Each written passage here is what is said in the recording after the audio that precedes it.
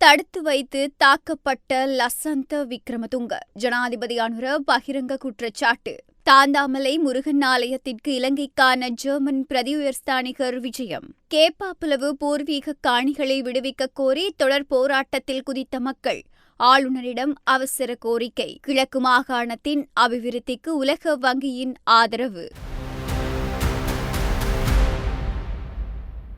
இலங்கையின் பிரதான மூத்த ஊடகவியலாளராக இருந்த லசந்த விக்ரமதுங்க கொலை செய்யப்பட்ட விடயம் தனிப்பட்ட அரசியல் குற்றச்சாட்டு சம்பவம் என ஜனாதிபதி குற்றம் சுமத்தியுள்ளார். பாராளுமன்றத்தில் இன்று தனது விசேட உரையின் போதே அவர் இந்த விடயத்தை தெரிவித்துள்ளார். இவ்விடயம் தொடர்பில் மேலும் கருத்து வெளியிட்ட ஜனாதிபதி, லசந்த விக்ரமதுங்கவின் கொலை எவ்வாறு இடம்பெற்றது, அவர் பாதுகாப்பு இல்லத்தில் தடுத்து வைக்கப்பட்டார் என அறிக்கையிடப்பட்டுள்ளது. இந்த விடயங்கள் காலப்போக்கில் புதைந்துவிடும் என்று மக்கள் நினைத்தார்கள். நாங்கள் அதை நடக்க மாட்டோம். குற்றவாளிகளை நீதியின் முன் நிறுத்துவது எங்கள் கடமை.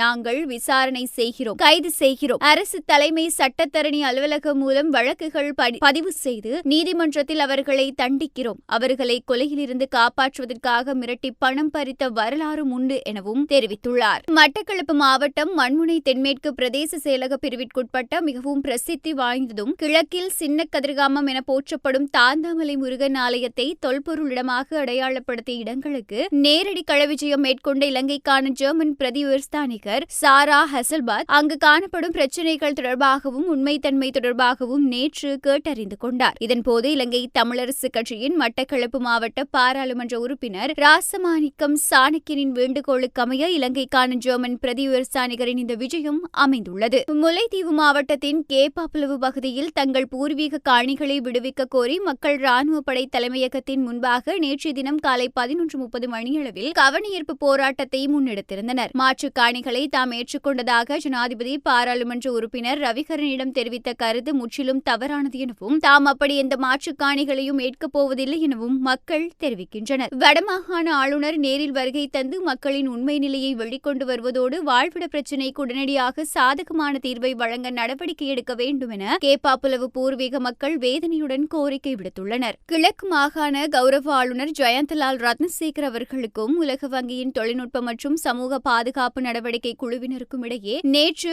ஆளுநர் அலுவலகத்தில் ஒரு கலந்துரையாடல் நடைபெற்றது. இதில் கிழக்கு மாகாணத்தில் உள்ள அபிவிருத்தி வாய்ப்புகள் குறித்து அவர்கள் விரிவாக கலந்துரையாடியுள்ளனர். இதேவேளை திருகோணமலை மாவட்டத்திற்கு முதல் கட்டமாக வீட்டு வசதி உதவித்தொகை பெறும் 34 பயனாளிகளுக்கு ஆளுநர் அலுவலகத்தில் நேற்று 3,50,000 மதிப்புள்ள காசோலைகளை கிழக்கு மாகாண வீடமைப்பு அபிவிருத்தி அதிகார சபை வழங்கியது. இந்த திட்டம் மாகாணத்தின் மற்ற மாவட்டங்களிலும் செயல்படுத்தப்பட்டு வருகிறது. திருகோணமலை மாவட்டத்தில் முதல் கட்டமாக 34 பயனாளிகளுக்கு வீட்டு வசதி உதவித்தொகை காசோலைகள் வழங்கப்பட்டன. மேலும் எதிர்காலத்தில் மீதமுள்ள பயனாளிகளுக்கும் காசோலைகள் வழங்கப்படும் என எதிர்பார்க்கப்படுகிறது.